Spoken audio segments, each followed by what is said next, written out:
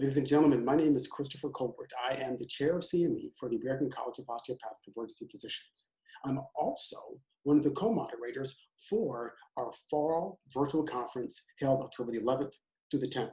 Now, we have an amazing lineup of great physicians. In fact, I've got one of those amazing presenters right here with me. Ladies and gentlemen, my good friend from Canada and a true Raptors fan, Dr. Chris Hicks.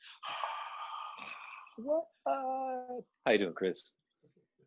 How are you doing, Chris? It's good to see you. I'm all right. I'm all right. We're repping the Marvel here on Trauma Call today. I like that. I like that a lot. Yeah. So, tell us, Chris, what are you going to talk about in the fall? We're going to take on some sort of giant questions in trauma resuscitation. How to target your massive transfusion protocol in a critically ill and critically bleeding trauma patient. Working through what I think are maybe more rational targets rather than sort of rote subscription to what ATLS would preach. And I'm going to warn you, there's no easy answers to a lot of those questions. That's going to be, I'm as interested in hearing what people have to say about it as what we're going to present. So that'll be full of controversy, full of lots of difficult questions, and hopefully lots of useful clinical pearls as well to take back for your sick trauma patients. And then secondly, one of my sort of favorite pet topics in trauma, which is neck trauma, specifically penetrating neck trauma. These patients present airway challenges, they present hemorrhage control challenges, and they present sort of team-based and resuscitation coordination challenges. And a couple of recent cases that we've had here have put that topic back on my radar. So we're going to work through a case-based discussion of what to do, not just with kind of like the teensy little puncture wound to the neck, but how do you deal with these massive penetrating neck injuries in really sick patients, and how do you work through this sort of myriad of clinical and logistic challenges that presents. Okay. All right. Speaking of challenging questions, here we go, Chris. I'm ready. You're on an island. No one for miles. You have 3 restaurants that will deliver food to you. Only 3. You can only pick 3. What will they be? Well, that's a tough question because I'm in Canada. We don't have any islands. We're just like land and lakes, and I think there's some water on the coast. So I'm not sure. But if I extrapolate to what island life might be like, there's a amazing spot in Toronto called Jacob's Steakhouse. Ooh, the best steak you'll get in Toronto.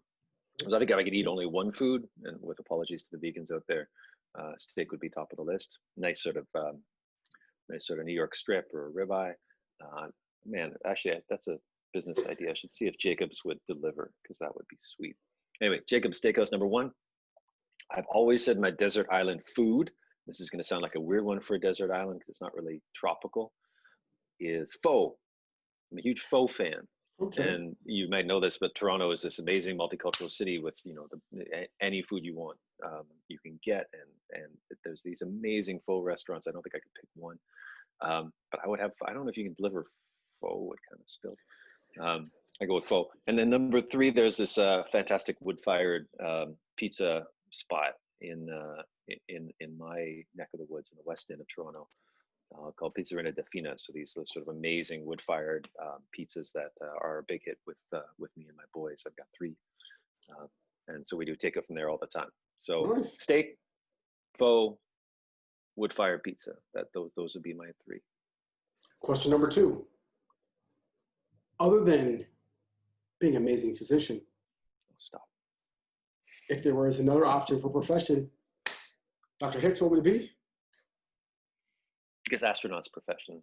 No, that's not really like you're talking like a professional college of some kind. Can I just shoot for the stars here and say I'd be an shoot for the astronaut? stars? Practically speaking, back in the day when it was time to make a decision about university, it was between music and science for me, and always wanted. Less so now, but played the piano a ton when I was younger, and I think if I didn't go into medicine, I'd probably want to do music. Okay, we're gonna stick with music. We're gonna stick with music. 2 favorite artists. Ooh. I mean, it's going to sound okay. I'll give you one boring one and not boring one.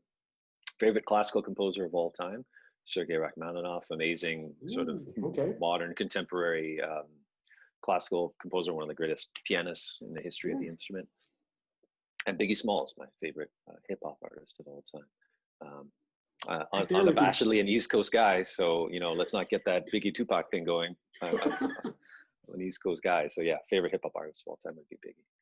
Ladies and gentlemen, Real Doctors, Real Conversation, ACOEP. I am here with the brilliant Dr. Hicks, who loves pho and Biggie Smalls.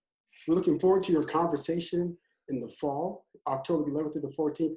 Thank you very much, Chris. It's good to see you. It's good to talk to you, man. Can't wait. See everyone in the fall. Sounds good. Take it easy. All right.